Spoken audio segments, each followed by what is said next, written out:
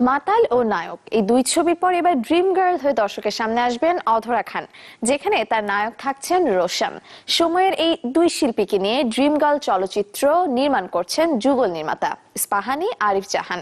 রবিবার সন্ধ্যায় বিএফডিসির জহির রায়হান কালার ল্যাবে হয়েছে সিনেমাটির মহরত, যেখানে ছবির কুশলী ছাড়া উপস্থিত ছিলেন চলচ্চিত্রের অনেকেই। অভিনেতা রোশানের ড্রিম গার্ল হয়ে আসছেন অভিনেত্রী অধরা খান।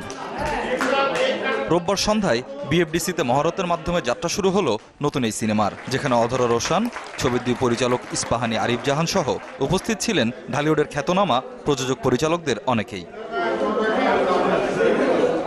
মহরতের আনুষ্ঠানিকতা শেষে ড্রিম গার্লের বিভিন্ন বিষয় নিয়ে কথা বলেন অধরা ও রোশান।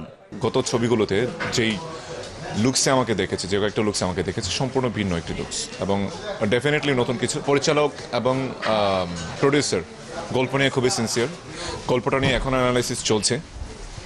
সর্বোপরি একটা নতুনত্ব আনার জন্য, যেন পূর্বে যে ছবিগুলো হয়েছে গতানুগতিক ধারা থেকে বের হয়ে আসার জন্য, সেটাই চেষ্টা করা হচ্ছে। আমি নায়ক মুভিটা করেছি ইস্পাহানী আরিফ জাহান স্যারদের সাথে। এটা খুবই আনবিলিভেবল ছিল, যারা দেখেছেন তারা অবশ্যই বলতে পারবেন আসলে যে ওই ছবিতে আমার ক্যারেক্টারটা কী ছিল।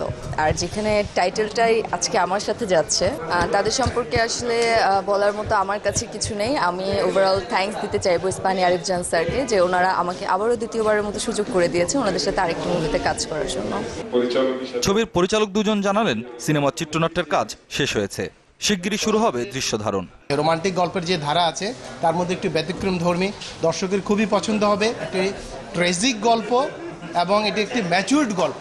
ঈদের পরপরই ছবিটা শুটিং শুরু করবো এবং টানা শুটিং করবো। ম্যাক্সিমাম কাজটা দেশে হবে এবং আমরা দেশের বাইরে গান এবং অল্প কিছু সিকোয়েন্স আছে এই গল্পটাতে।